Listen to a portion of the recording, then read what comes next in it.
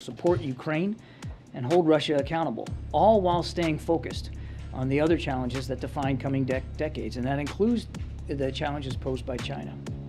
The President will be conducting in-person, face-to-face diplomacy with a diverse range of leaders in international organizations throughout this trip. He knows better than most that there's no substitute for that kind of personal engagement. You don't surge trust, you gotta build it. In Germany, the President will meet with Chancellor Scholz, who holds the G7 presidency, to continue close coordination on the G7 agenda and the core priorities we'll advance together in the coming days. Some of these priorities include new commitments to further isolate Russia from the global economy, target the Russian defense supply chain, and continue cracking down on the evasion of these unprecedented sanctions. Because of our actions, Russia is struggling to make bond payments, edging closer to default, and our measures will only tighten the screws and restrict revenue Mr. Putin needs to fund this war. You will also see new commitments on managing the impact that Putin's war has already had on energy and food prices. All this is in keeping with the principles President Biden outlined before Russia's further invasion of Ukraine. That is that we will work together to ensure Ukraine can defend itself on the battlefield and be in the strongest possible position at the negotiating table as we maximize the cost to Putin and his enablers and minimize the impact of his war on the U.S. and our allies. You also see the G7 come together on some of the key challenges posed by China, as I said. And last but not least, President Biden will formally launch the Global Infrastructure Partnership that G7 leaders agreed to explore last year to offer a positive alternative to infrastructure models that sell debt traps to low and middle income partner countries and advance U.S. economic competitiveness on our national security. These lines of effort at the G7 will build on the work we've done over the past year to drive the global economic recovery and serve as a leader in imposing significant and swift costs on Russia for its war. We've heard for years the other challenges talking about how the G7 was becoming a spent force. But President Biden's leadership and this pivotal inflection point have buried that storyline. The G7 is among the most potent institutions in the world today, with like-minded democracies solving problems. Now, after the G7, the President will meet with President Sanchez and the King and Queen in Spain. Spain, as you know, is hosting the NATO summit. At the NATO summit, leaders will announce new force posture commitments to strengthen NATO's defense and deterrent posture. The U.S. will announce steps to strengthen European security alongside expected major new contributions from allies. And for the first time, the summit will include Indo-Pacific leaders from Australia, Japan, New Zealand, and the Republic of Korea, making clear that whether it's in Europe or the Indo-Pacific region, the United States and our allies and partners will defend the principles of sovereignty and territorial integrity. Now, finally, the trip will also serve as a clear contrast to some early predictions that never really played out. Instead of a shaken West, for instance, we are more resolved than ever to support Ukraine and are leading that effort head-on at both the G7 and the NATO summit.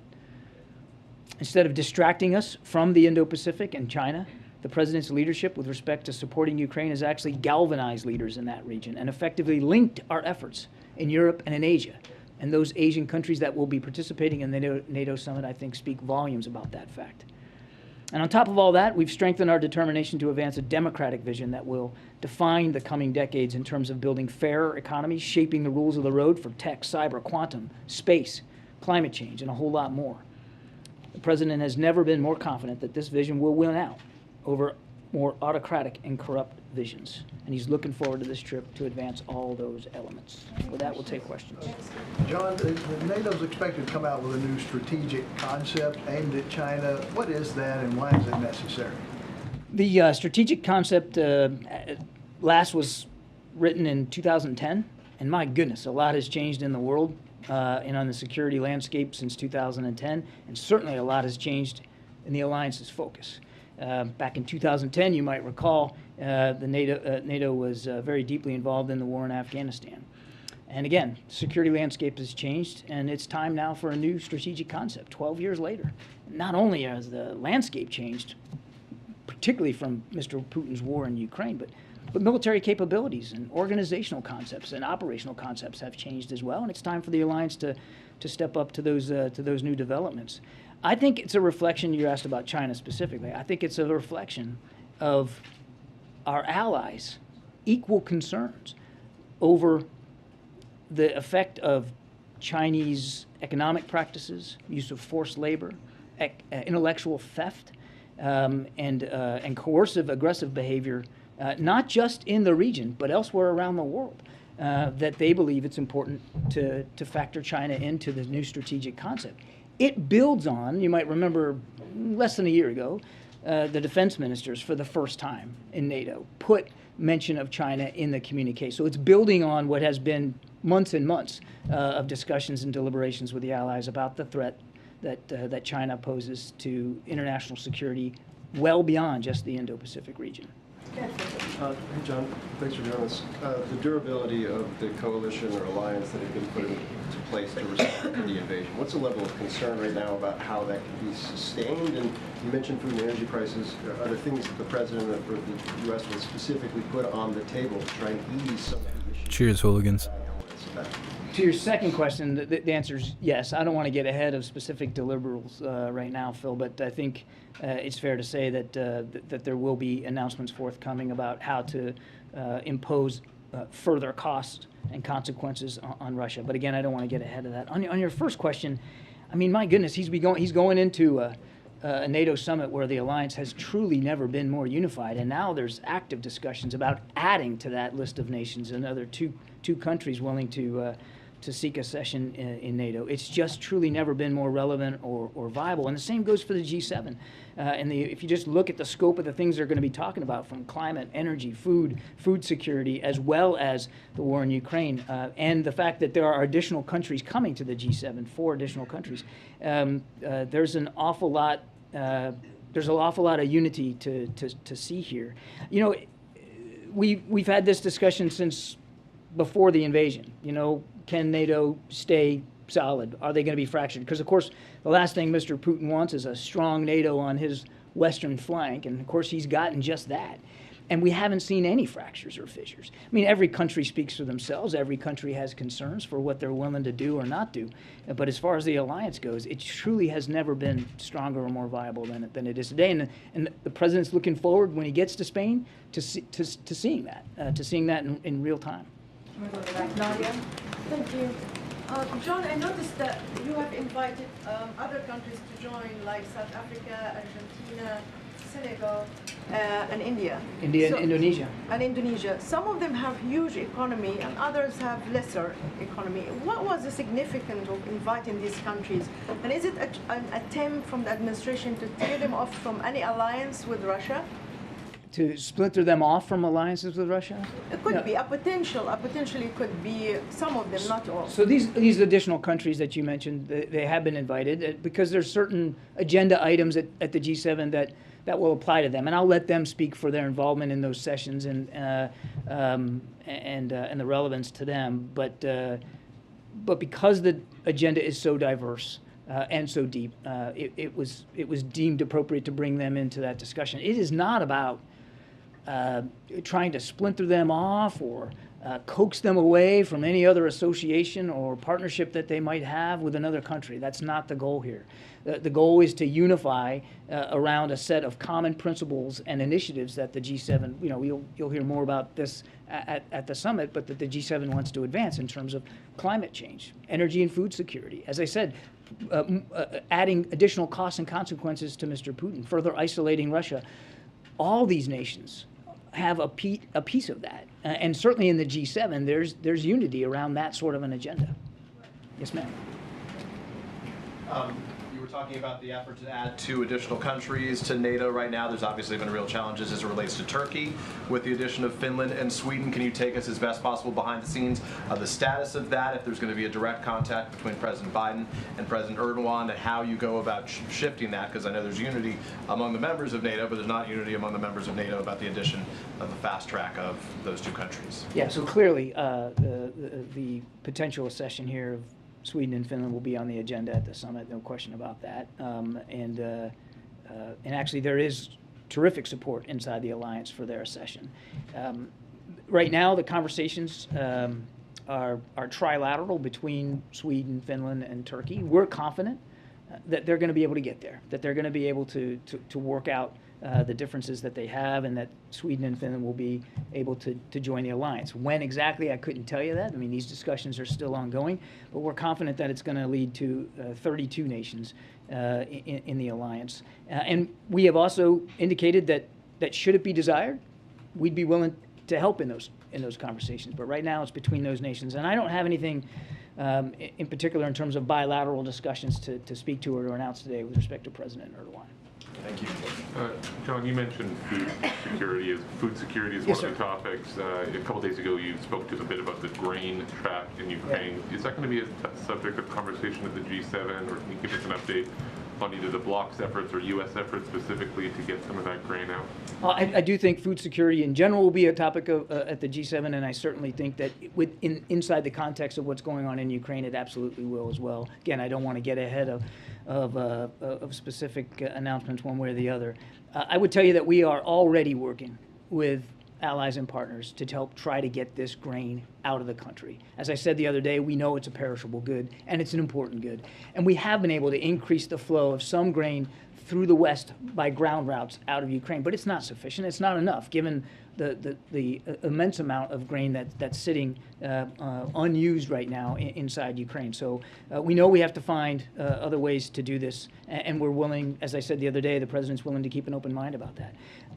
Obviously, it would certainly help if the Russians would lift what is essentially a blockade in the Black Sea and a blockade over Odessa, which they have obviously shown no desire to lift. But that's a real key here. And so I know you're aware that Turkey's talking to Russia about this. We certainly welcome Turkey's involvement in trying to broker some sort of arrangement where that grain can be transferred by sea. But I think it just remains to be seen whether that's going to be viable. There was reports out of Turkey that there might be some kind of meeting next week on this. Is there anything you can share on that? I don't have any details on that. I'd refer you to our Turkish counterparts and our Turkish allies on that. Again, we welcome their efforts to try to get this to happen, because it is absolutely, You notice Karine never shows up to the press briefings on her own. She always has a sidekick with her. I think it's because she can't stand on her own. A question on a different topic. Is there any consideration being given to fully unfreezing Afghan reserve funds? I know that given the devastating earthquake this week, there has been an appeal to do that. Is that something you all are considering? What I can tell you is two things. One, we're still working through the processes here with respect to that $3.5 billion that you're referring to. That was assets frozen here in the United States. We're working through a series of processes, including on the legal front, to see how we can get that access quicker than we can right now. But we want to make sure it has to be done the right way, and so there's a process here that we're working through. But we're not waiting. That money is set aside, and President Biden was wise to do that, to set that money aside for use in Afghanistan for humanitarian assistance purposes, and it's still the intent in every way. But there's an urgent need now, and so the president, while we're working on that process, and we want to get it solved as quickly as we possible, and there's a lot of hoops to jump through. We're also working very, very stridently right now through USAID and their international partners to get aid and assistance to the Afghan people now. I think the death toll is now is over 1,000. We understand that, and we're working hard to get that aid and assistance to them. And frankly, it's already starting to show up through our international partners, through USAID's international partners. Can you articulate at all when you say that there are some loopholes to go through and that it may take some time, some of the legal challenges? Can you help us understand what has been some of the hang-ups? Yeah, it's not loopholes. There's a legal process here that has to be pursued to be able to apply that able to apply that funding for that purpose, and we're still working our way through that. And I think because we're still working through a legal process here, it wouldn't be wise for me to talk in too much detail here from the podium about that. Thank you, Karine. Thank you, John. So earlier you talked about the debt trap that you were going to address that issue on this trip. The global infrastructure partnership, which is going to be announced on this trip. Yeah. How is it a reboot on the Build Back Better world, and is it supposed to be an alternative to China's One Belt and One Road initiative? And I want to add a question on the allies. You're talking about the allies never being stronger. However, we see yesterday China is hosting a BRICS business forum, and we see India and Brazil sitting down with Xi Jinping and Putin. So what's White House reaction on that? Thank you. So let me take the second one first, because I tend to forget questions if I do them in the order you asked them. No, it's okay. It's just age. Sad but true. Thanks.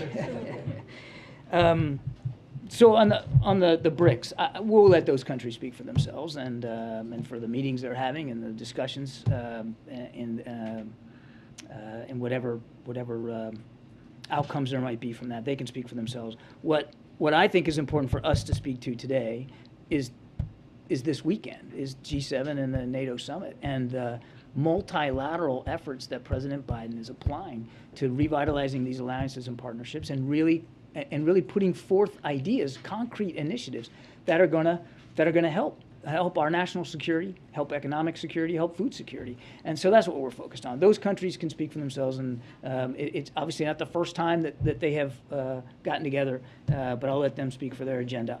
Well, I can only talk about ours, and I just laid that out in the opening statement. On the global infrastructure partnership, I think this was something that the president unveiled at the G7 summit last year. And so this year, what you're going to see is him and his G7 partners really actualizing this. I don't want to get ahead here of announcements, but you'll see the G7 really putting some energy and some resources behind this going forward. And it is about, as I put in my opening statement, it is about alternatives to other models out there that are highly transactional and actually work to the disadvantage of lower and middle income countries. We think there's better ways of doing business, there's better ways of fostering economic development and infrastructure than some of the models out there. And we believe that this is one of them, and we're excited to get it started. Oh, okay. Thank you. I had a question about NATO and Sahel, because you mentioned Russia, China, but I understand Spain and also France push for the summit to also address threats originating on the southern front, like jihadism and non-military threats linked to climate change, food insecurity, migration, etc. So will this be part of the discussions as well? Look, in general, the security situation on the southern flank of NATO is almost always on the agenda. And we recognize the challenges and the threats that continue to affect security of our NATO allies on that southern flank. There's a lot of focus right now on the eastern flank, as it should be, but there remains a continued effort to make sure we're also paying attention to the southern flank. So I think in general it will come up. I won't get into details about the Sahel specifically, and that's really a better question left to those countries in the alliance to speak to. But just in general speaking, security along the southern flank remains key. John, how much longer does the White House believe the war in Ukraine will last? How much longer would you say that does the White House believe the war in Ukraine will last? Weeks, months, or years? I don't think anybody can know for sure, sir. We've said when Mr. Putin decided that he was going to focus on the Donbass region, which is a more confined geographic space, that it could be a prolonged fight. And that was, a couple months ago. And we're starting to see that now play out. This is an area of Ukraine that both armies know well. They've been fighting over it since 2014, and it's largely a gunfight. It's largely about artillery. And what you're seeing now is movement in almost block by block, street by street. I mean, much smaller movement of smaller size units and smaller progress. The Russian progress has been incremental at best, and they have been thwarted at almost every turn. The Ukrainians continue to fight hard for this. So I think if anybody told you they could predict how long this was going to go, they'd be fooling you. Let me follow up on that. The longer it drags on, does that increase the risk U.S. soldiers could be pulled into a hot war with Russia? The longer every day goes by? The president has been crystal clear that there's not going to be U.S. troops fighting in Ukraine. What we are going to do is continue to help Ukraine defend itself, and that's why we just announced yet another package, $450 million today, to help that be the case. What about Russia condemning Israel? Russia has been threatening Israel for helping Ukraine, and also for Israel bombing the Damascus, Syria airport. Any response to Israel that's being threatened by Russia? I think our response will be the same as it has been now for the last several months. I mean, obviously Russia's feeling the pressure of being isolated, the pressure of having a military on the ground that clearly has not performed as advertised. I mean, they still haven't solved their command and control problems, their logistical problems, their unit cohesion problems, their joint fires integration problems. And so they tend to lash out at countries that are providing support to Ukraine. We're grateful for the support that Israel has been providing, as well as so many other nations. More than 50 have signed up to provide some measure of security assistance to Ukraine. And that shows you that this is not just a Europe problem. It's nations around the world that are stepping up to here to defend Ukraine. Given President Biden's regarding G7 and concrete initiatives, does the administration support Germany's proposal for G7 countries to set specific minimum standards for each country to cut fossil fuel emissions and combat climate change? Again, I don't want to get ahead of the specifics here on the discussion. Obviously, climate change and cutting emissions is a key component of President Biden's agenda here. I mean, he just met today with executives for offshore wind capabilities. I mean, that's a key focus of our agenda on climate. But I don't have anything specific with respect to this proposal and to what degree it's going to be. Do you expect this to be part of the bilateral with Schultz? I think there'll be a whole range of issues he'll be talking about with Chancellor Schultz, and I have no doubt that climate change will be on that. Yeah. Jane, and then the woman behind you. Thank you, Karine. Jenny, how you doing? Good to see you. Been a long time. Yeah, thank you. I know what's coming. Yes, I give you a lot of hard time to Canada. I have two questions for you at the NATO summit in Korea. Do you have any plans to hold a trilateral summit between U.S. and South Korea, Japan at the NATO summit? I don't have any additional meetings to talk about today outside of the agenda of the G7 summit. So I don't have anything to announce with respect to a trilateral meeting. I think you know, and we've talked about this many times, that President Biden is keen to see greater trilateral cooperation between us and our two allies. In fact, he just visited there not long ago, Japan and South Korea. We also are keen to see increased bilateral cooperation between Japan and South Korea, and that's happening. So he's very much looking forward to seeing them. Yeah, second question. China opposes South Korea's participation in the NATO summit. Although, do you think if South Korea cooperated defensively with NATO, it will sufficiently contain China and Russia? So a couple of thoughts there. China doesn't get a veto on what meetings the South Koreans attend and associate themselves with. And this isn't about an Asian version of NATO. NATO is a transatlantic security alliance, the most effective, the most viable one in the world, the most successful one in the world. And we're excited that the South Koreans are going to be there to talk about this. And as I said, or to be part of the agenda there. And as I said at the outset, it's an indication of the linkage of global security between Europe and the Indo-Pacific. It's not one or the other anymore. It's not binary. The same kinds of assaults on territorial integrity and sovereignty that we're seeing in Europe can happen in the Indo-Pacific. And of course, our South Korean allies know that better than most. So we think it's significant that they're going to be there. We're excited to have them there. But this isn't about creating some like version of NATO in the Pacific. Thanks. You just noted that the U.S. intends to continue, obviously, supporting Ukraine, but I'm wondering how much the administration is weighing its aid to Ukraine in terms of the economic hardships here at home, and if there's a point at which the U.S. will curb its support for Ukraine down the line. Can you repeat the first part? How much what? How much the administration is weighing its aid to Ukraine with the economic hardships that Americans are seeing here at home. That's a great question. So we just got an additional supplemental from Congress for $40 billion. Not all of that is designed for security assistance. A lot of it is for humanitarian assistance as well. And it was passed on a bipartisan basis. It's clear that members of Congress from both parties believe strongly that we have to continue to support Ukraine, and so we're going to do that.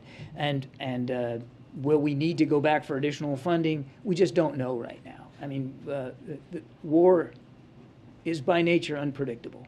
And so President Biden has made it clear we're going to continue to support Ukraine as much as we can, as fast as we can, and we're doing that.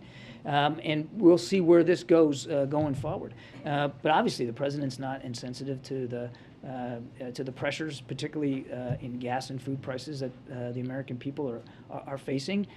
And you have to balance that. And he's trying to strike that balance. He said, and I mean, he has said this since he said it, but when he made clear that we were going to support Ukraine in this fight, literally for their lives, let alone their democracy, that there were going to be costs incurred by that. And we're starting to see, we are seeing that happen right now. The president was nothing but honest with the American people about that. Mr. Kirby, does the president support, Mr. Kirby, We'll get to you, Simon, right after the gentleman in blue. Sure, thank you. They're all in blue. Well, this guy has like the light blue. I've got a little- Oh, okay, I got you. Yeah, it looks good. That's how we're deciding, by the way. Fashion. Yeah, not fashion, just. If it's okay, I want to go off topic just for a second and ask you about a letter that's been sent by Democratic senators to the president regarding the Shireen Abu Akleh killing, asking for a full U.S. investigation. I'm wondering if the NSC has seen this, do you have a reaction, and do you support or agree with their assessment that the Israelis can't be trusted to conduct their own investigation? I don't know if I don't know the status of the letter here at the White House, sir, so you're going to have to let us take that question and get back to you. I'm not aware. But I can tell you that we've been nothing but consistent, that this death needs to be fully and transparently, thoroughly investigated. And that's our expectation. We've made that very, very clear to all parties. And we're going to continue to Discussion about an independent U.S. investigation? I know of no discussion about an additional independent U.S. investigation. Simon, go ahead. Okay. The countering malign Russian activities in Africa Act that is being debated or prepared in the Senate to actually compel African nations to choose between Russia and the U.S. Does the president support it? And is he concerned that by trying to almost compel African nations to choose between working with Russia and working with the U.S., he's really making it difficult for those nations, especially because African nations have had really good relationships with the U.S. and good relationship with Russia at the same time. Look, every nation has to make a sovereign decision for itself about who it's going to associate with. The act says they will identify Africans who continue to work with Russia. They will identify government and sanction government that continue to work with Russia. So I'm asking you, does the president support that act in the first I don't. I'd have to get back to you on that. I don't know if we've taken a position on this pending legislation. We understand that there are a range of security challenges in Africa. And those challenges aren't getting any easier or any better by the involvement of nations like China and Russia on the continent. Now, every nation there has to make their own decisions about who they're going to associate with.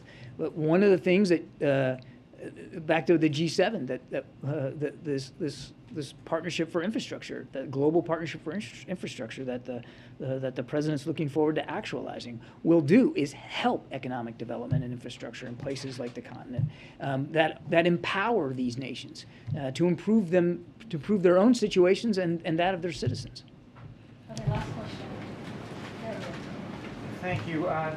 Since we've been here, there's been some reporting that the Senate Intelligence Committee yesterday, when they were marking up the intelligence authorization, included a provision from Senator Wyden seeking to end the practice of denying security clearances based on past cannabis use. I don't know if the administration has seen that yet, or if you have there's a position on that. You're going to have to let me take that question, sir. I don't have any for you on that.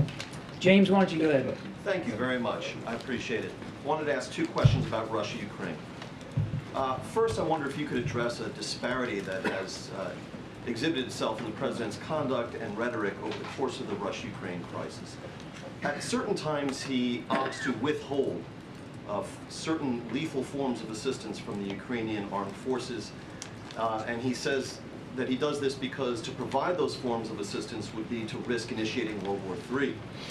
At other times, he opts to provide more lethal forms of assistance and even boasts publicly, as has the Secretary of Defense and others, that it is this very U.S. aid that is helping the brave and skillful Ukrainian armed forces to inflict casualties on the Russians and to destroy their hardware.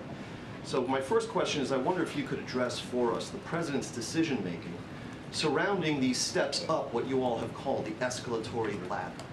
So, a couple of thoughts there. The one escalating here is Mr. Putin, James. He's the one who decided on the 24th of February that he was going to invade a sovereign, independent nation next door. He's the one who flowed in more than 100,000 troops, thousands of tanks, aircraft, has launched literally thousands of missiles into Ukraine. That's the escalation. And I think, quite frankly, I would, with all respect, take issue with the premise of the question that we have been sort of not consistent in the kind of aid and assistance that we've been providing to Ukraine. We are working with Ukraine lockstep every day about what their capabilities gaps are, what they need for the fight. And the reason, James, that we do it in parcels like this is so that we can keep it relevant to what's going on the battlefield. And so you remember in the opening weeks, everybody wanted to talk about Stingers and Javelins. And you know why? Because Stingers and Javelins were relevant to the fight at the time when Mr. Putin was advancing on Ukraine along 3 major geographic axes, north, south, and from the east. He has now constrained and limited himself to the Donbass, to a flat, more rural environment that is very reliant on artillery. And so we started flowing in howitzers. The other thing that we started to do was to train on some of these systems. In the early goings, we were focused on systems that we knew the Ukrainians could use quickly because they'd already been trained on it, because they grew up with these systems. And so that's why we were working so hard with other countries to provide long-range air defense systems like the S-300, because that's what they're used to using. So as the war has changed and evolved, which war does, their needs have changed and evolved, and our contributions have changed and evolved. And my follow-up, if I may. A few weeks into the conflict, the administration declassified and disclosed fresh intelligence passed to us through a number of administration spokespeople, including yourself, suggesting that President Putin was receiving sanitized and inaccurate reporting from his own team about the status of the Russian war effort in Ukraine. Is that still your assessment, or is it the assessment of the United States that somewhere along the line, and if you could tell us when, that would be helpful, President Putin rectified this problem, and do you believe that he has for some time now been receiving accurate reporting from his own team about the status of the war? We did provide some context about that intelligence reporting, which was relevant and true at the time. I don't have additional intelligence or context on intelligence to provide today. So I can't tell you definitively exactly what briefings and reports Mr. Putin is getting and how accurate they are or inaccurate, or frankly, how that information changes his decision-making calculus. It is clear to us, just in the main, that he very much is in charge of this war, that he very much is making the decisions, that he very much is responsible for the activities, the actions, the atrocities that his troops are conducting on the battlefield. Thanks, everybody. Oh, I gotta go. Karine's gonna kick me out. I gotta go. We'll never Don't kick need you my out. old man. She's just gonna stutter and say a bunch of times. You don't have to lie to us. It's okay. Okay, thanks, John. Just have one thing for all of you. What's that? The number of Americans Prostitute. uninsured unemployment hit the lowest level since 1970, lower than any year of the presidencies of Reagan, H.W. Bush, W. Bush, or Trump. Today's weekly UI data is consistent with a job market where unemployment is low and people can seamlessly find jobs. That's not all what a recession labor market looks like. We brought unemployment below 4% 4 years faster than forecasters thought was possible before we passed the American Rescue Plan. We have added an average more than 400,000 jobs per month in recent months, and as we make a transition to steady and stable growth over the course of the next year, even something closer to the range of 150,000 jobs per month would be consistent with an unemployment rate as low as it is now and a sign of a healthy economic transition. With that, Amr, you want to kick us off? Yes, thank you. On the Supreme Court decision today on New York's concealed carry law, is the administration concerned that, and this comes, on the cusp of major legislation here in Washington, but I was wondering, is the administration concerned that for whatever efforts you might make on gun legislation, we're now in an era of conservative high court that's going to probably be conservative leaning for a while, that is oriented toward gun owner rights. Are we now in a period where, for whatever the president may try, that gun owner rights are just going to be expanded? Well, let me just say that we are disappointed by the Supreme Court's ruling today. The Second Amendment, as you've heard the president say, is not obsolete and permits common sense gun regulation. Justice Department defended New York's concealed carry law, which had been in place since 1911 and imposed only a modest burden on most gun owners. The law applied only to handguns. That's still too much of a burden. And contained an exception for people who could establish an actual articulable need for self-defense. Despite the setbacks, the president earlier urged states to continue to enact and enforce common sense laws to make their citizens and communities safer for gun violence. As it relates to what's happening in Congress right now, we think that's separate and apart. Clearly, that is a bipartisan effort. The president is encouraged by what he is seeing. The culture vote happened today, so it's moving along in the right direction. Look, when the president went to Uvalde, when he went to Buffalo with the First Lady, those are trips that he does not want to do again. The president understands he's had a long career in doing gun reform and ending gun violence since he was a senator. We have not seen this type of bipartisan type of coming together to push this legislation in decades. So we are definitely encouraged by what we're seeing, and the president wants them to move quickly so he can get to his desk and he can sign that. If I could ask just one more. Sure. Secretary Granholm met with oil executives today. I guess has peace between the administration and the oil executives broke out, and more importantly, have some concrete ideas come out of this meeting.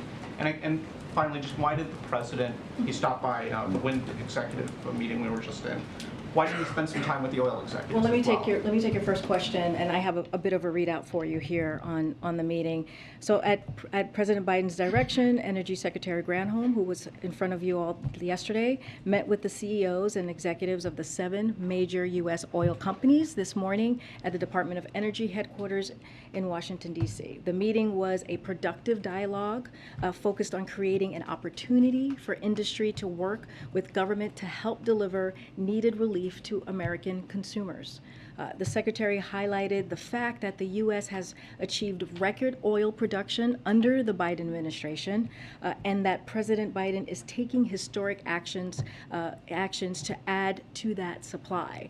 So the Secretary made clear that the administration believes it's imperative that companies increase supply of gas, and she reiterated that the President is prepared to act quickly and decisively using the tools available to him as appropriate on sensible recommendations as well. So this is an ongoing dialogue. I think you've heard, some of you may have heard from the oil companies themselves saying it was productive. And so what Secretary Granholm has called on is for her team to continue having conversations with the oil companies. As it relates to your second question, look, the president, it was a stop by. This is something that he does very often. It was there were governors in that meeting who were virtual and in person. So we see this as a part of his schedule where there was actually a meeting here at the White House. Just to follow on that, you've described this as a productive dialogue. They're going to continue to have ongoing conversations, but should we take that to mean that there were no sort of concrete steps taken? I mean, yesterday you said that the hope was that some solutions would come of this. Were they able to identify and agree on any solutions? Yeah, I think what I was saying and Secretary Granholm was conveying as well, this is a first step. with a continued dialogue. Clearly, we want to come to solutions, and I think there's going to be multiple other steps to get there. Look, the president asked Secretary Granholm to do this so that ideas can come forward, and hopefully we can get to a solution. We want oil company to get to a higher capacity. That's what we're asking for, so that we can bring down gas prices, as you know, as we have been saying. So they're going to continue to have dialogue, and hopefully we get to a point where there is a solution and we can figure this out together. And on the Supreme Court, as we await a decision on Roe, you've said that the administration is, looking into options for executive action. I understand you're not ready to detail what those might be, but does the administration have executive actions that are ready to go that we could expect to see if and when a decision is announced? So I appreciate the question, and it's an important question because this decision that we are all anticipating coming forth is going to change so many people's lives, take away women's rights. So we understand the question. We are just still trying to go through and having that discussion to see what our options are before we move forward. We don't want to get ahead of the president, clearly, but if and I've said this before, if indeed there is the Supreme Court in the decision, the Dobbs decision overturns Roe, we will ask Congress to restore Roe. To be clear, will the president accept this decision as legitimate, even if he disagrees with it? It's going to come from the Supreme Court, so it's going to be a decision that we certainly are going to respond to. So I'll leave it at that. I mean, it's just like any other Supreme Court decision, just like the one that they did today on guns. So as we know, the draft was leaked, so we can't really, we don't want to speak to that too much until there's an actual decision, which we know is supposed to be coming. So we're all, just like you, waiting to see when that happens. But in the meantime, we're doing our due diligence to be prepared. I just don't have anything for you at this time. Thanks. Back to the gas tax, since I see you have a Oh. graphic up there on the Oh screen. my gosh, I have a graphic. Was the president surprised or disappointed by the lukewarm reaction that his gas tax holiday proposal got on Capitol Hill? So I just want to step back for a second because this is very important. So the president wanted to be sure and wanted to find a way to simply and find a straightforward way to give consumers relief at the gas pump. The next 3 months, this is a 3 months, 90-day suspension on the gas tax, a gas tax holiday, as we all know it's called. And it's an important time during when people are driving a lot around the country, visiting their families, going on vacation. And so, it is important to give people a little bit of relief. If you think about it, on the federal level, that's 18 cents. He also called on states. We've seen some states. This is one of the states here, Maryland, do the same, and the average amount in states is about 30 cents. So already you're at 48 cents right there, almost 50 cents. That matters for people. That matters for people like teachers, like healthcare aides, like construction workers, like plumbers, who spend a lot of time driving from one place to another as part of their jobs. That's going to make a difference. And if the oil refineries do their part, Make it go down $3 and we'll start talking. taken off per gallon. So that matters. And we know it works. We know the policy works. I mentioned Maryland up here. Connecticut has done the same. Georgia has done the same, suspended their gas tax. And most of their tax relief was passed to consumers. And as you see from this chart here, you see here's where it was when it was enacted, and then it dropped. And then when it ended, it went back up. So it did make a difference.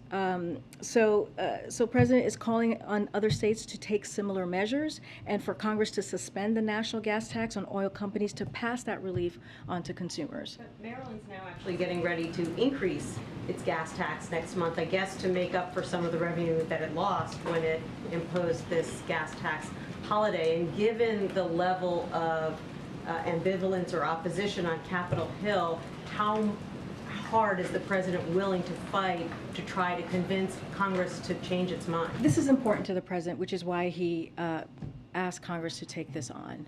This is the way that we see it is a simple, fast way to give American families, the American public, a little relief for 90 days.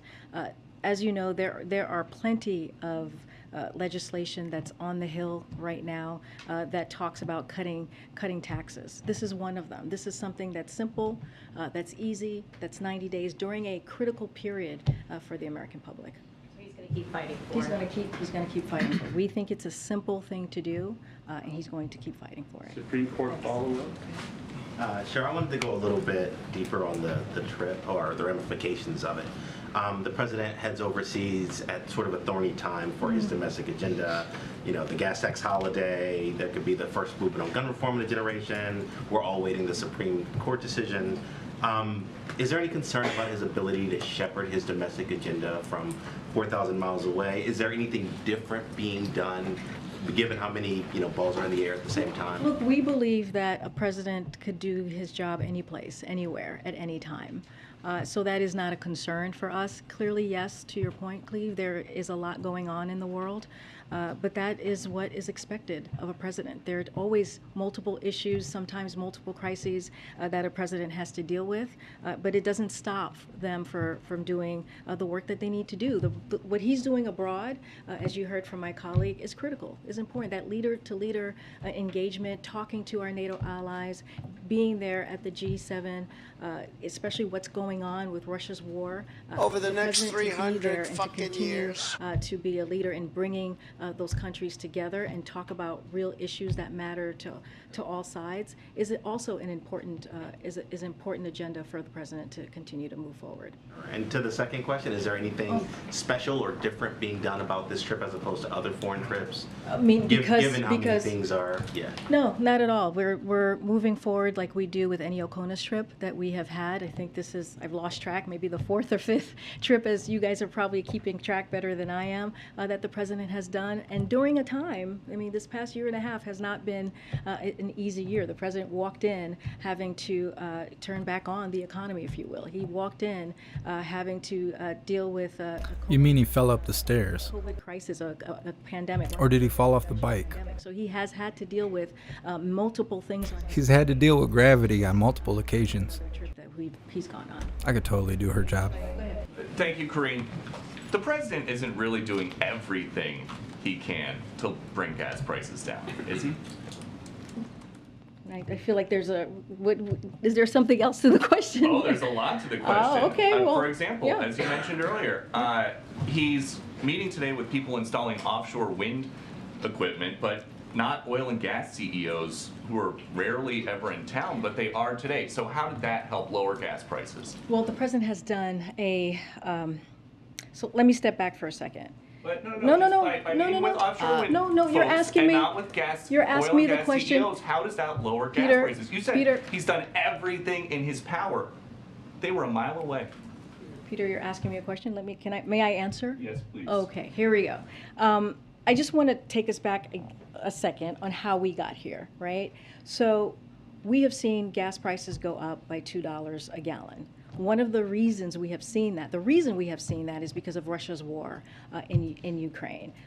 And once that happened, once we saw what that impact was going to be, the president took action. He took action. He made a historic choice to tap the Strategic Petroleum Reserve, 1 million barrels a day, and that was for 6 months. And that helped blunt the impact of what we're seeing right now with prices going up. So that matters. That's real interesting. The action that the president took, that matters because it's going to bring down gas prices in gas stations, over 1,000 gas stations across the country, including the Midwest.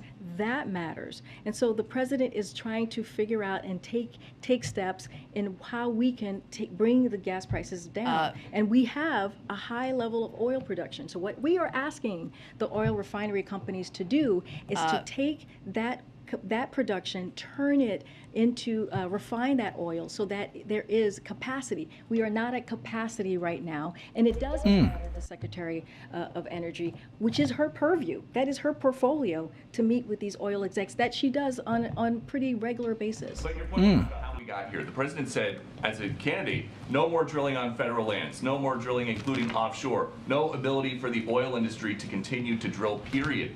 Aren't some of those things that would bring the price of gas down now? Let me tell you. Calm down, Peter. Since you just said how we got here. Due to a decreased demand of the start of the pandemic, U.S. oil companies reduced production and refinery capacity, which is what I was just saying, Peter. She's gonna quit. Refiners, for instance, cut their capacity by more than 800,000 barrels per day in the year before the president took office. Oil production is now back to near pre-pandemic levels. In fact, we produce more oil in the first year of the president's administration than in the first 2 years of the previous administration. And we are on track to set a new record for oil production next year this time. But oil refiners have still not brought refinery capacity back online. At the same time, as I was just stating to you about Putin's war, Putin's invasion of Ukraine disrupted the global oil supply, and gas prices have gone up nearly to $2 since the beginning of the year before the invasion. President Biden has taken historic actions again to alleviate the pressure and to blunt what the impacts that we have seen because of Putin's war, and that matters, and that's what the president has been focused on. Okay, and the president yesterday was talking about this transition to greener energy someday.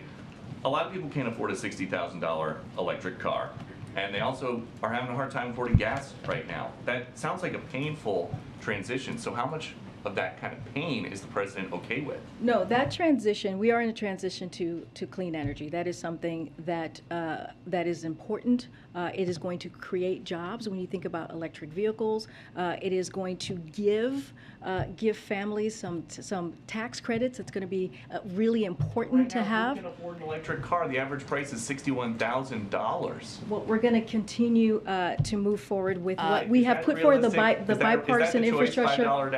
$5 gallon gas or a $61,000 That is electric not, car? first of all, that's apples and oranges. It's not the same. What we're trying to do right now is to deal with an acute problem. She's gonna walk out. Which is why the president, again, asked for a 90-day suspension of the gas tax holiday. It is going to make a difference. Peter, we're talking about 18 cents on the federal level. We're talking about an average of 30 cents on the state level. And if the oil refinery does their job, if they do what we are asking them to do, which is put their profits back in so that gas prices can go down, that's almost $1 per gallon. That matters. That matters. That matters to teachers. That matters to home health care aides. That matters to construction workers. That matters to plumbers. That matters to lifeguards. Those are the people that, and many others, who are going to feel this in a way that will give them relief at the pump. All right. So the oil refineries control the country to the point where the government has to beg them to lower their prices. I'm sorry, I was distracted. Can you say that one more time, Steve? Ban on fuel exports. She was distracted by Peter's BDE. Just at the meeting today, did Secretary Granholm agree to set it off the table? I can tell you, Steve, that decision has not been made. There's no decision on that at this time. And secondly, on the gas tax holiday, has the president talked to lawmakers today about this to try to get them on his side? So I don't have any meetings to preview for you at this time, but we are going to, our Office of Legislative Affairs is in constant communication with folks on the Hill. So that is going to be an ongoing conversation. And the president, this is something that the president thinks is going to be really important for the American people, to give them that relief, a little bit of breathing room, as you hear the president. I'm going to just take a couple more. On refinery capacity, refineries right now are operating at about 93-94% capacity. When you talk about asking them to increase their capacity, bringing other refineries online is not as simple as flipping a switch. Do you want them to take 93-94% up to 98%? How are you guys thinking through the problem as it exists in terms of what they can do? So there's a difference between the share of existing capacity being utilized and the amount of total capacity available. The overall capacity of the U.S. refining industry fell due to the pandemic, which is what I was going through earlier, and that capacity has not been brought back online even as consumers' demand has returned thanks to the President's recovery plan. So the President is calling again on U.S. refiners to increase capacity and output in the near term and making clear he is committed to using all reasonable tools and authorities as appropriate to help. And so there is a difference there. And so we're asking them to increase that capacity, which we have not seen yet. Bringing us back online, one of the issues has been, willing to invest or on the CapEx side. Is the administration looking at anything on the regulatory side they think they can do to help that process along? So I don't have anything here to share on what else we might be looking at. Again, the President is willing to use his executive authorities. We just haven't made a decision. We want to come to a resolution here or a solution. That's why Secretary Granholm had this meeting today. Where they're going to continue to have the discussion. And so that's what we would prefer. And so that's where the direction that we're going. At the same time, making sure that, the gas tax holiday, making sure that we're doing other things as well to do our part. Again, the gas tax holiday is a one of the solution, right? It's not the whole thing. We've done a series of things, and the President's going to continue to see what else he can do. You mean a Band-Aid, not a solution. Go ahead, I'm just going to take a couple more. Does the administration have any response to Intel announcing that it is indefinitely delaying the groundbreaking of its very large semiconductor facility in Ohio? I don't have any. I don't have any more information on that. I heard that reporting. I would have to check in with our team, but I don't have anything to share from the podium today. One of the things that has come up before today's meeting with Secretary Granholm was Jones Act waivers. Is that something that was discussed in the meeting, or do you know if that's still on the table for the President? I don't have more to share from the meeting, from what I just read out. So we don't know whether it was. I just don't have anything from what I just read out. But the President hasn't ruled it out. I just don't have anything for you right now, Josh. Okay. And going to Phil's question, I mean, part of the reason capacity has shrunk, these facilities are being converted to produce, or some of them are being converted to produce renewable diesel instead of petroleum-based fuels. Others are simply, old. They're like old cars been taken off the road. They can't just turn on again. So do you think those conversions should be reversed or halted, or do you think the refiners are overstating the sort of pain that they'd have to go through to turn on some of these plants again? What we believe is that they are not operating at full capacity. That is what we believe, and so. Just to give you a little bit here, and I said this yesterday, I'm happy to share it again. As of yesterday, I said crude oil prices have dropped by nearly 15% from 2 weeks ago, but prices at the pump have barely budged. The last time the price of crude oil was $110 a barrel, and the price of gas was $4.60 a gallon. Today, it's about 35 cents higher. That difference is a result of companies' record high profit margins for refining oil. Refinery margins have tripled since the beginning of the year. It's just the first 3 months of this year, the biggest oil companies made $35 billion, 4 times what they made in their first quarter of last year. We want them to put their profits back into refining oil so that we can bring prices down. And that is what we're seeing. There are 9,000 approved drilling permits that remained unused. So there are things that could be done that we are just not seeing happen. This is why we're having the conversation. This is why the President wrote the letter. I'm just going to try and get other questions. On the G7 very quickly, one of the things the President has tried to do is boost gas shipments to Europe that aren't coming from Russia. Is there any discussion about that we should expect at the G7, or is that more of a medium-term thing? I just don't have more to add. I don't want to get ahead of what the agenda is going to be on G7. No problem. Thanks, Josh. Go ahead. His voice is crazy. It sounds like when they're trying to hide the identity of someone, so they alter the voice. His natural voice is like that.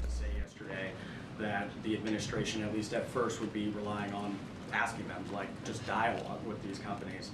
Is it the White House's view that that is the only option to actually ensure savings are passed along to the consumer, or is there anything Congress can mandate or any regulatory action you could do to force those companies? I mean, I can't speak to what Congress could do to mandate it. Here's what we know. We know that this has worked. It's worked in Maryland. It's worked in Connecticut. It's worked in Georgia.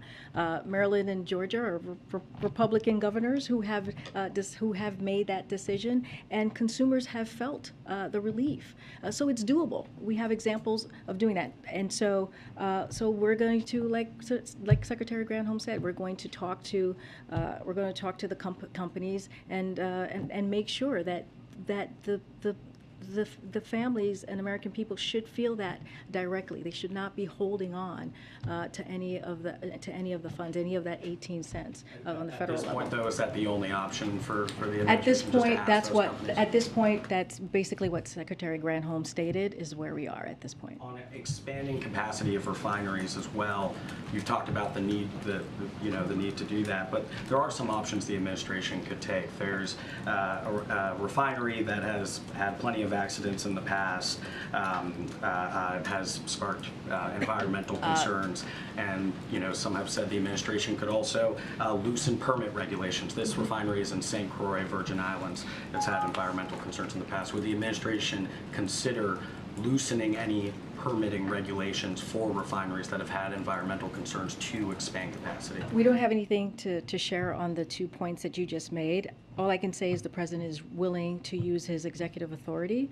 to do what he can to give relief to the American public.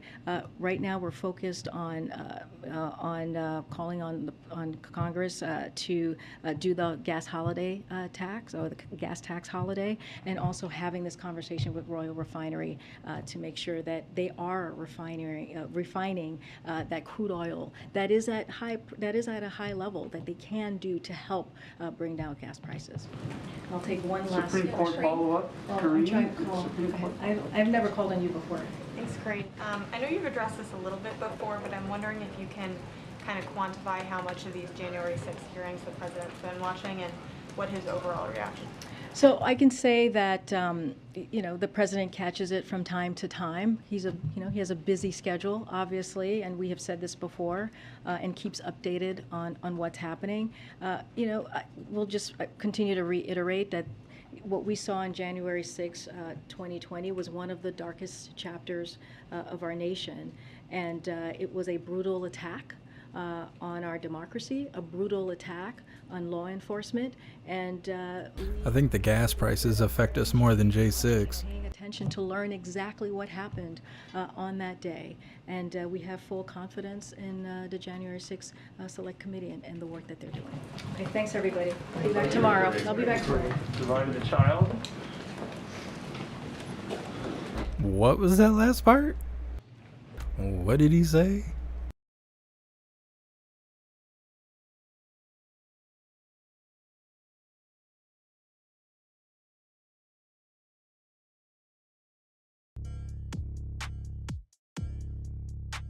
All right, give me a second. We're going to switch to the J6 committee because we haven't been lied to enough. Let's go ahead and do this. Give me a second.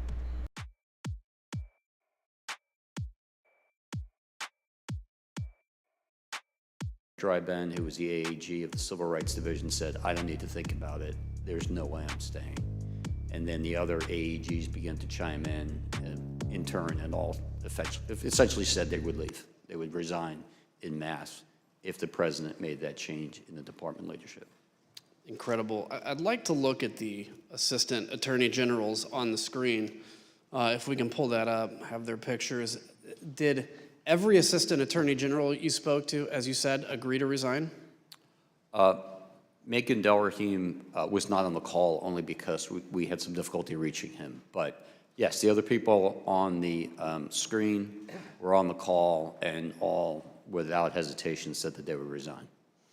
So as part of the Select Committee's investigation, we found that while Mr. Rosen, Mr. Donahue, and Mr. Engel were preparing for their meeting at the White House, Jeff Clark and the president were in constant communication beginning at 7 a.m.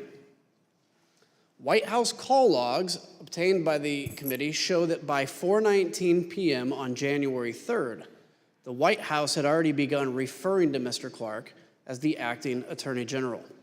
As far as the White House was concerned, Mr. Clark was already at the top of the Justice Department.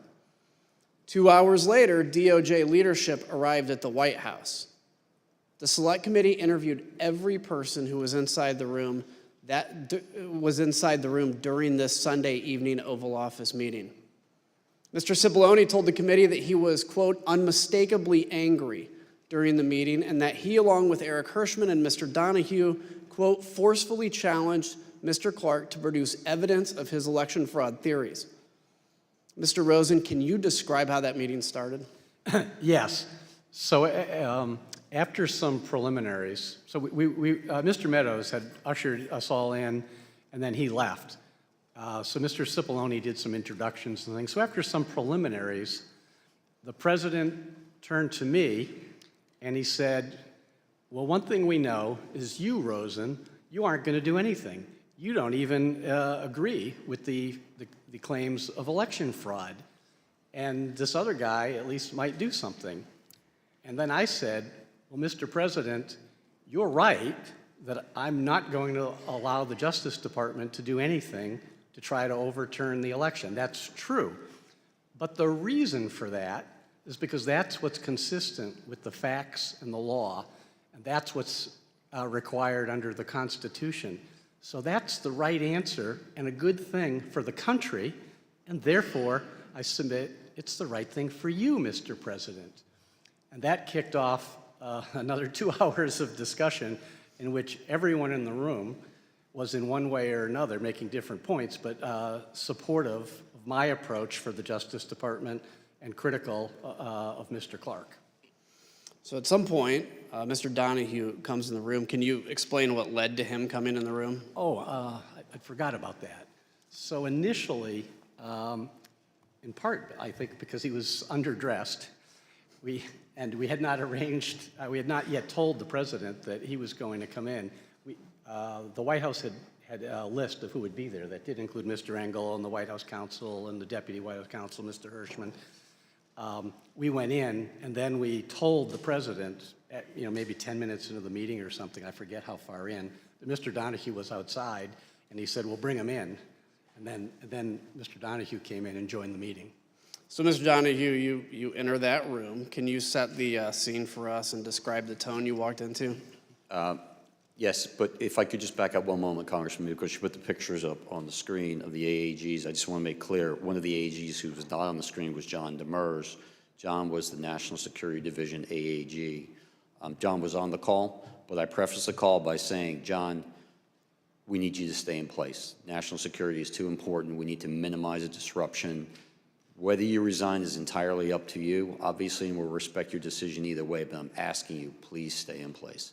And he did, so I don't want to leave the impression that he was not willing to resign, because I think he was. Thank you for so that. with regard to entering the Oval Office, I was sitting in the hallway.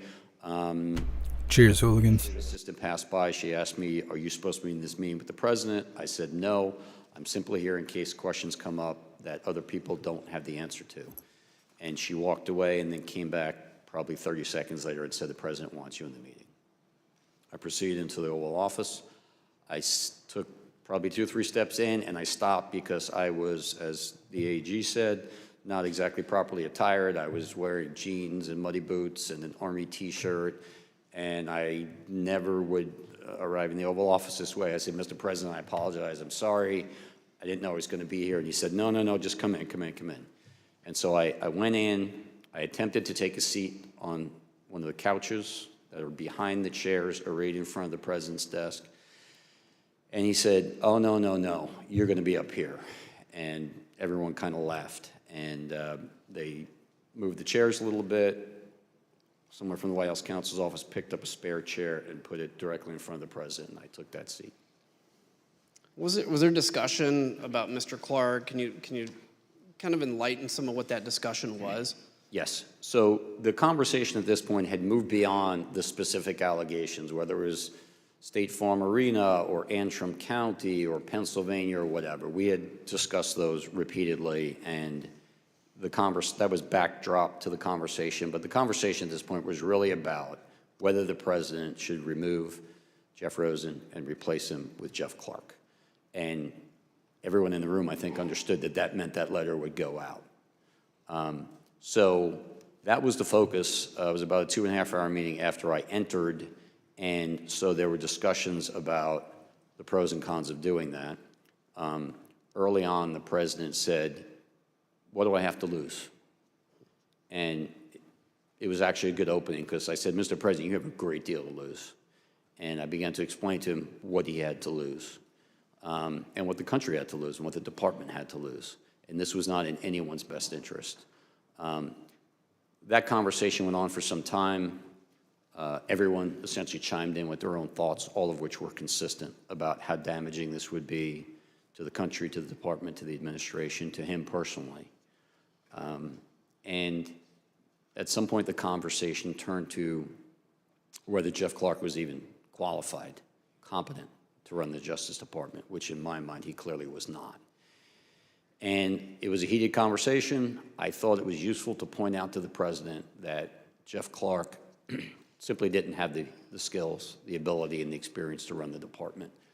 And so I said, Mr. President, you're talking about putting a man in that seat who has never tried a criminal case, who's never conducted a criminal investigation. He's telling you that he's going to take charge of the department, 115,000 employees, including the entire FBI, and turn the place on a dime and conduct nationwide criminal investigations that will produce results in a matter of days. It's impossible, it's absurd, it's not going to happen, and it's going to fail. He has never been in front of a trial jury, a grand jury. He's never even been to Chris Wray's office. I said at one point, if you walked into Chris Wray's office, one, would you know how to get there? And two, if you got there, would he even know who you are? Do you really think that the FBI is going to suddenly start following your orders? It's not going to happen. He's not competent. And that's the point at which Mr. Clark tried to defend himself by saying, well, I've been involved in very significant civil and environmental litigation. I've argued many appeals in appellate courts and things of that nature. And then I pointed out that, yes, he was an environmental lawyer, and I didn't think that was appropriate background to be running the United States Justice Department. Did anybody in there support Mr. Clark? No one. Mr. Rosen, it was you he was going to replace. So what was your view about the president's plan to appoint Mr. Clark? Folks, we got a big one today. Well, as I alluded to earlier, the issue really wasn't about me. It would have been fine, as I said, to have had Rich Donahue replace me. I would have said, great, I get 17 days vacation or something. But the issue was the use of the Justice Department. And it's just so important that the Justice Department adhere to the facts and the law. That's what it's there to do. And that's what our constitutional role was. And so if the Justice Department gets out of the role that it's supposed to play, that's really bad for our country. And I don't know of a simpler way to say that. And when you damage our fundamental institutions, it's not easy to repair them. So I thought this was a really important issue to try to make sure that the Justice Department was able to stay on the right course. Mr. Donahue, did you eventually tell the president that mass resignations would occur if he installed Mr. Clark and what the consequences would be? Yes, so this was in line with the president saying, what do I have to lose? Along those lines, he said, so suppose I do this. So suppose I replace him, Jeff Rosen, with him, Jeff Clark. What would you do? And I said, Mr. President, I'm going to resign immediately. I'm not working 1 minute for this guy, who I had just declared was completely incompetent. And so the president immediately turned to Mr. Engel, and he said, Steve, you wouldn't resign, would you? And he said, absolutely I would, Mr. President. You leave me no choice. And then I said, and we're not the only ones. No one cares if we resign. If Steve and I go, that's fine. It doesn't matter. But I'm telling you what's going to happen. You're going to lose your entire department leadership. Every single AAG will walk out on you. Your entire department leadership will walk out within hours. And I don't know what happens after that. I don't know what the United States attorneys are going to do. We have U.S. attorneys in districts across the country, and my guess would be that many of them would have resigned. And that would then have led to resignations across the department in Washington. And I said, Mr. President, within 24, 48, 72 hours, you could have hundreds and hundreds of resignations of the leadership of your entire Justice Department because of your actions. What's that going to say about you? Wow.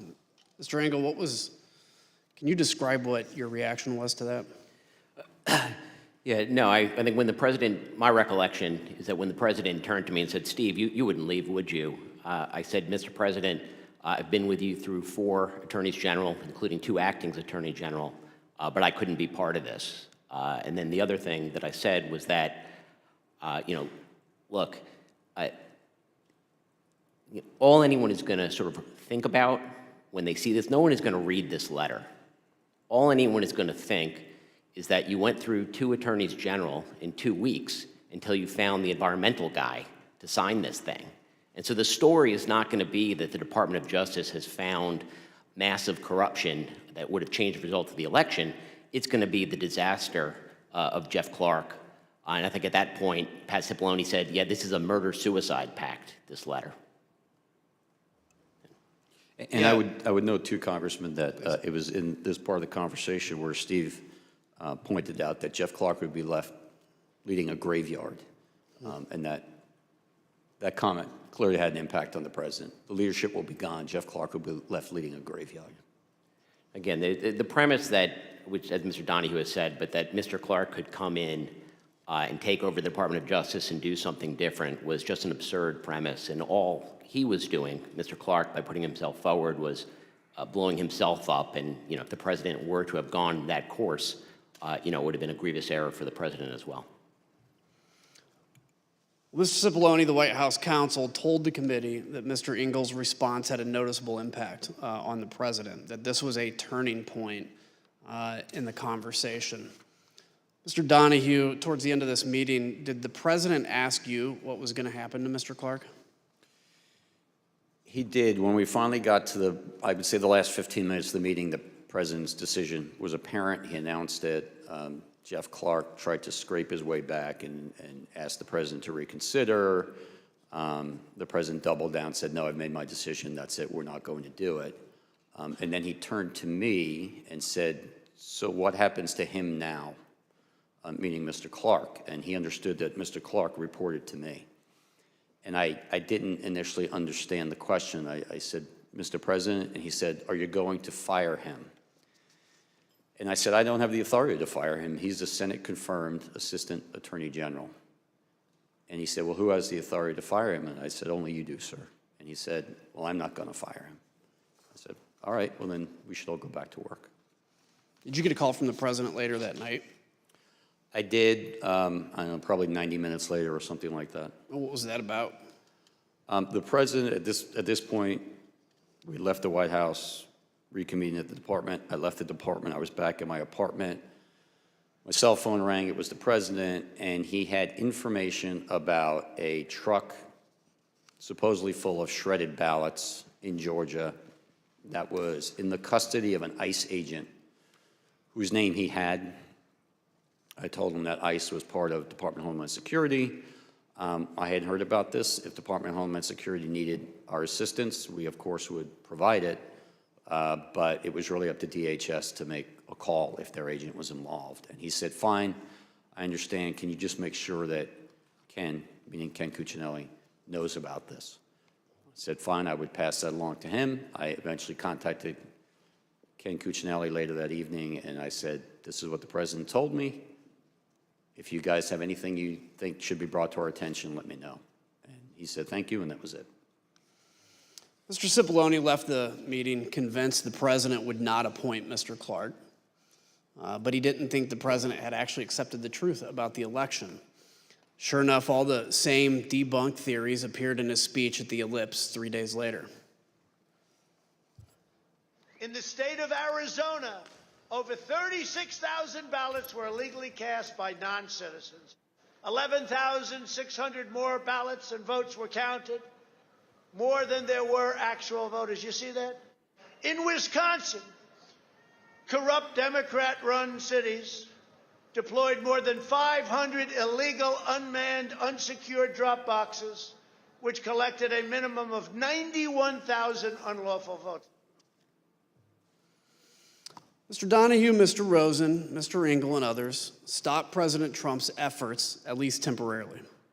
Yet the message President Trump and his Republican allies pushed throughout December made its way to his supporters anyway. And they kept up the pressure campaign on the way to storming the Capitol on January 6th. Mr. Rosen, were you at the Department of Justice on January 6th?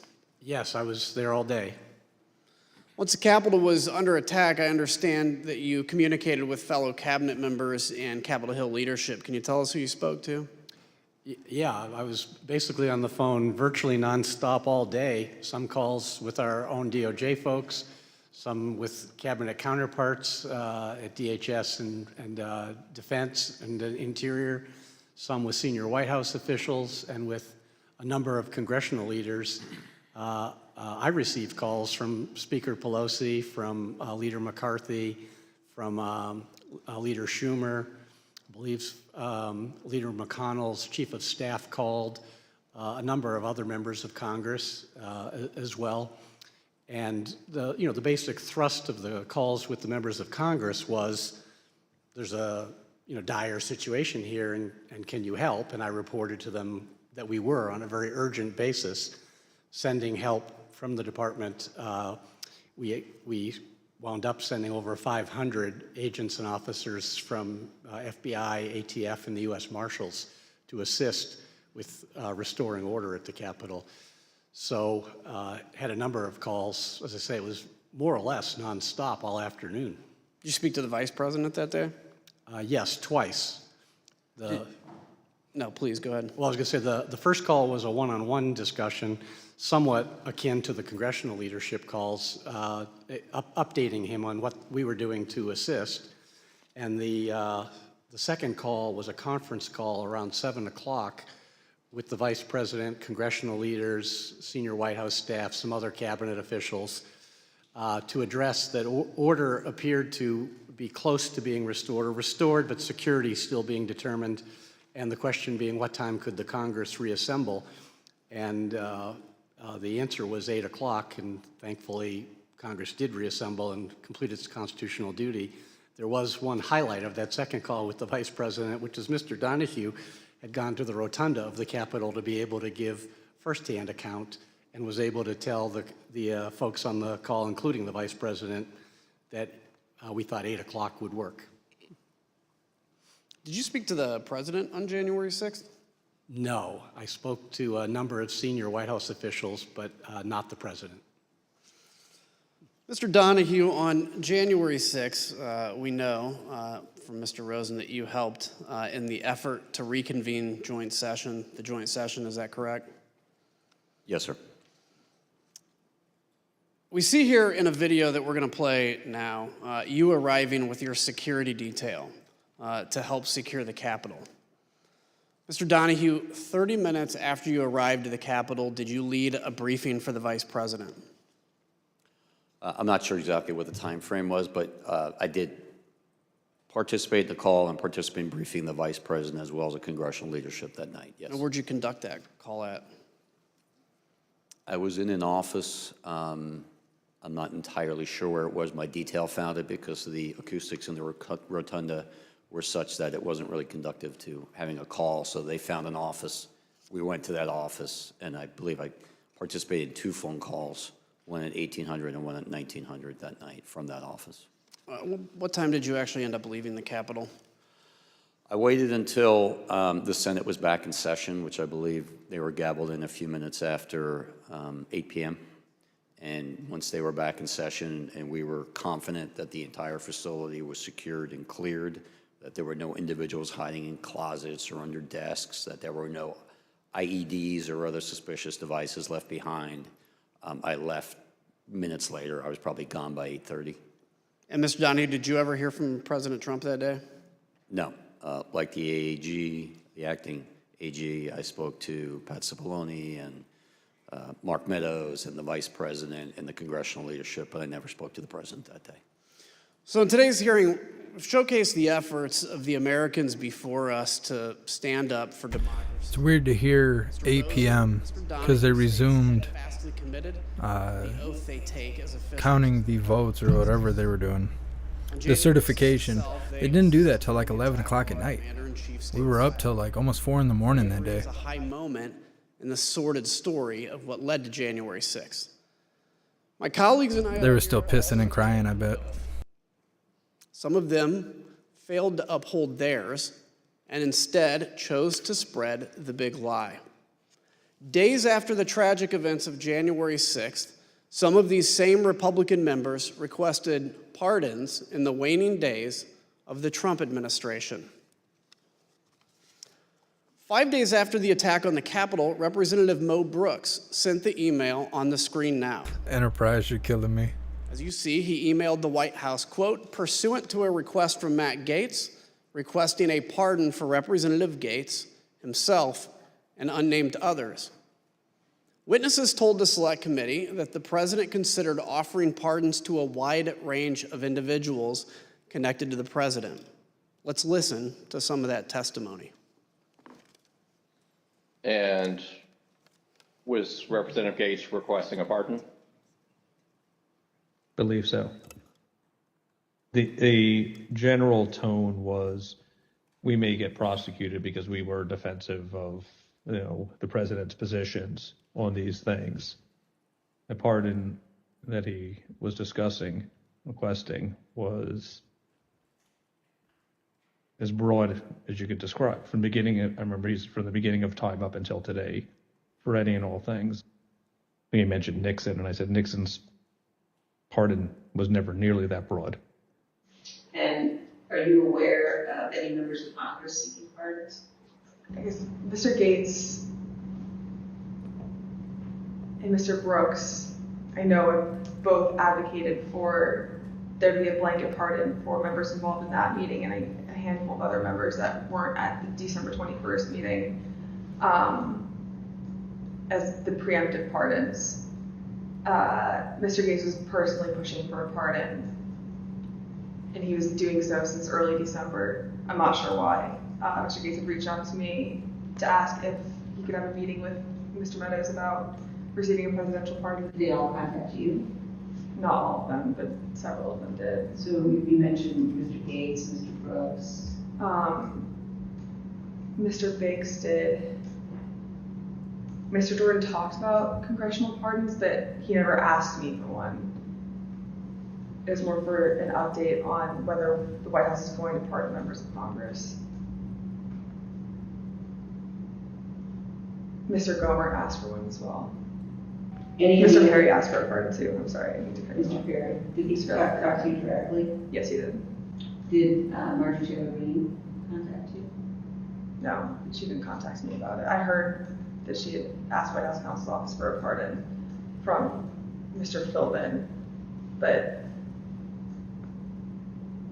I didn't frequently communicate with Ms. Greene. Are you aware of any conversations or communications regarding the possibility of giving Congressman Matt Gaetz a pardon? I know he had asked for it, but I don't know if he ever received one or what happened with it. How do you know that Congressman Gaetz asked for a pardon? He told me. Tell us about that. He told me he'd asked Meadows for a pardon. Were you involved in or did you witness any conversations about the possibility of a blanket pardon for everyone involved in January 6th? I had heard that mentioned, yeah. Do you know whether the president had any conversations about potentially pardoning any family members? I know he had hinted at a blanket pardon for the January 6th thing for anybody, but I think he had for all the staff and everyone involved. Not with January 6th, but just before he left office, I know. What kind of video call is that? The only reason I know to ask for a pardon is because you think you've committed a crime. Because you think you're going to be accused of committing a crime. I want to thank our witnesses for joining us today. The members of the Select Committee may have additional questions for today's witnesses, and we ask that you respond expeditiously in writing to these questions. Without objection, members will be permitted 10 business days to submit statements for the record, including opening remarks and additional questions for the witnesses.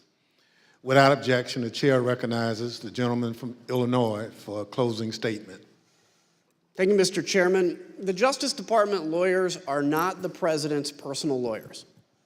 We count on them to be on the side of the law and to defend the best interest of the United States, not the best interest of any political campaign. That's how it's been since the department was founded soon after the Civil War. Justice Department lawyers are supposed to play it 100% straight.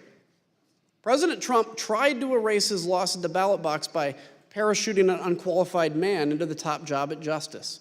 It was a power play to win at all costs with no regard for the will of the American people. It was about ignoring millions of votes. Ignore them, throw them out, label them fraudulent, corrupt, illegal, whatever. Facts were clearly just an inconvenience.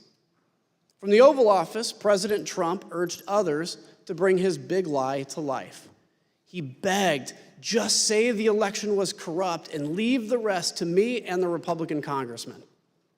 He didn't care what the department's investigations proved. What good were facts when they would only confirm his loss? And it's no surprise that all the far-out, fully fabricated, whack job conspiracy theories collapsed under even the slightest scrutiny. That insanity went from the internet to the highest levels of government in no time. The bottom line, the most senior leadership of the Justice Department, from Attorney General Bill Barr to Jeff Rosen, his successor and his deputy Rich Donahue, everyone except Jeff Clark, was telling President Trump the very same thing. The conspiracy theories were false.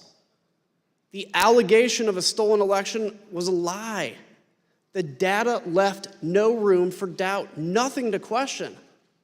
And the Constitution left no room for President Trump to change the outcome of the election. But we're here today because the facts were irrelevant to President Trump. It was about protecting his very real power and very fragile ego, even if it required recklessly undermining our entire electoral system by wildly casting baseless doubt upon it. In short, he was willing to sacrifice our republic to prolong his presidency. I can imagine no more dishonorable act by a president. We owe a great debt of gratitude to these men you've heard from here today. Real leaders who stood for justice when it was in grave peril, who put their country first when the leader of the free world demanded otherwise. They threatened to resign rather than corrupt our democracy. And thanks largely to each of them, President Trump's coup failed. Contrast that to Jeff Clark, who would do exactly what the president wanted. Say there was massive fraud, forget the facts, and leave the rest to President Trump's congressional friends. Mr. Clark refused to cooperate with this committee. He pled the Fifth over 125 times. Why risk self-incrimination? And President Trump's congressional friends, some of them are angling for pardons. They knew that every bit of what they did was a lie and it was wrong. That's all the more reason to respect those who came here to testify today.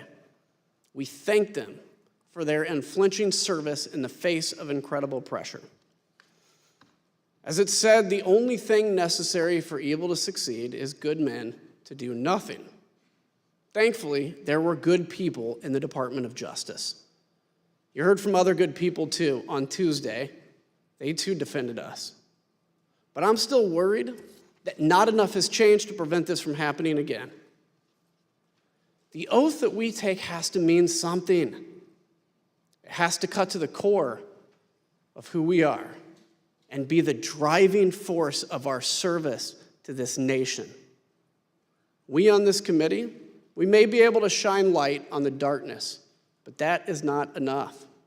It's now up to every American, now and in the future, to stand for truth, to reject the lies wherever we confront them, in our towns, in our capitals, in our friendships, in our families, and at the ballot box, and within our own minds and hearts. Thank you, Mr. Chairman. I yield back. Without objection, the chair recognizes the gentlewoman from Wyoming, Ms. Cheney, for a closing statement. Thank you very much, Mr. Chairman. And I again want to thank the witnesses for being here today. After today, I suspect that there will be some... Look at this flamboyant guy. I guess he's over here. Who's that guy? Nonsensical meant to justify. They wasted the signer on the press briefing. Ignoring the facts. That maybe They had to hire somebody off the street. of acting honorably and telling the truth. And they were like, this flamboyant young man will do. Long-term impact. They will help keep us on the course set by the framers of our Constitution.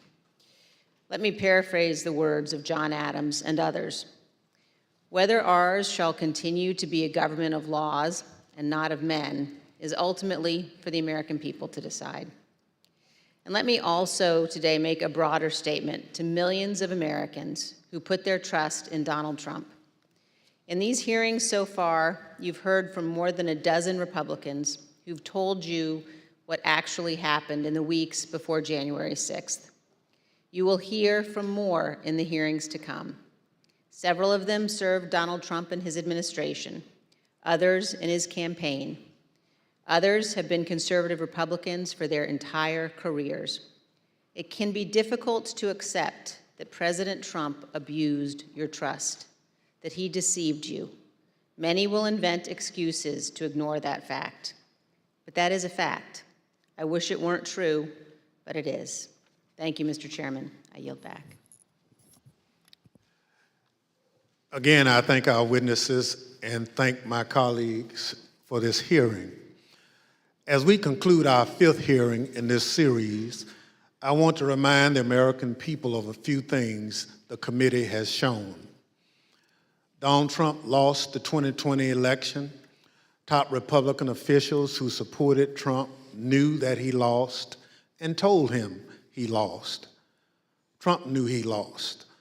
Those who say the election was affected by widespread voter fraud are lying. They were lying in 2020, they were lying in 2021, and indeed, they are lying today. Donald Trump Was that necessary to say? That's the right any candidate seeking to challenge the outcome of an election must do. Donald Trump lost in court dozens and dozens of times. He lost in part because there was no evidence that voter fraud had any impact on the results of the election. To borrow a Pretty sure we covered those cases. earlier this week, Mr. Bowers, all he had was theories and no evidence. As I've said, if you're running for office in the United States, that's the end of the line.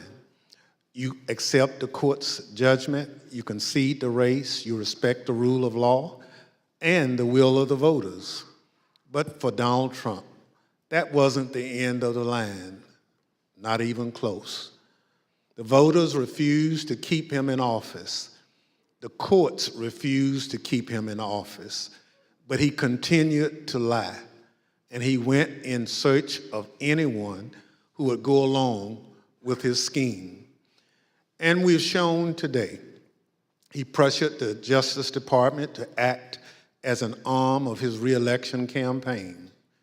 He hoped law enforcement officials would give the appearance of legitimacy to his lies, so he and his allies had some veneer of credibility when they told the country that the election was stolen. Earlier this week, we showed how Donald Trump brought the weight of the presidency down on local and state officials who are trying to do their jobs and ultimately did. They investigated his claims and found them to be false, and then they endured Trump's pressure campaign at great risk to themselves and their loved ones. And of course, there was a scheme to get the former Vice President, Mike Pence, to violate the law and the Constitution by rejecting the Electoral College votes on January 6th and blocking the peaceful transfer of power. I mentioned the former Vice President last because, as we showed, when he refused to bow to the pressure.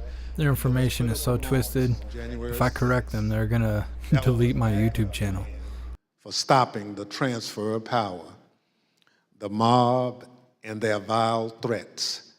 Up to this point, we've shown the inner workings of what was essentially a political coup, an attempt to use the powers of the government from the local level all the way up, to overturn the results of the election, find me the votes, send fake electors, just say the election was corrupt. Along the way, we saw threats of violence. We saw what some people were willing to do in the service of the nation, the Constitution, no, in service of Donald Trump.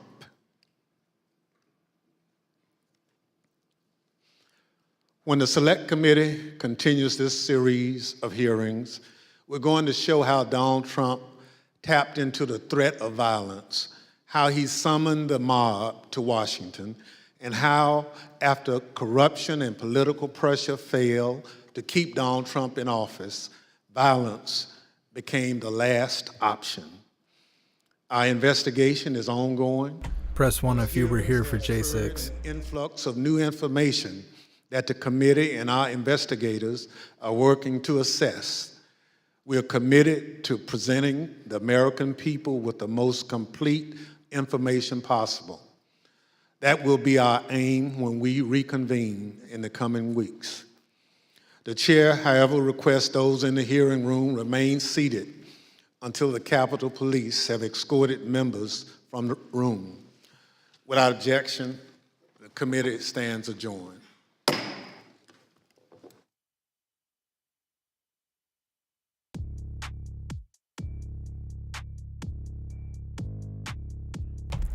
Well, you hooligans knew how it was gonna go.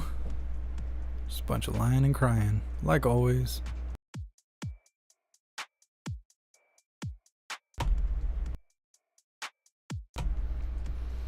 Yeah, we know how it went. It's really hard for me to sit here and drink these twisted teas and not speak my mind, because we were all present for that day that they're speaking about. Some information, it's a little twisted. I'd like to speak on it, but you know how communistic YouTube gets. Can't be messing with that stuff. I appreciate you guys. I don't know what else is going on. That's all I had for the schedule. If anything else is going on later, we will try and cover it. Do not be afraid to hop in Gilded. Tag me in a link if you find something going on live that I just happen to have not seen. Definitely notify me so I can get on the live. Let's see.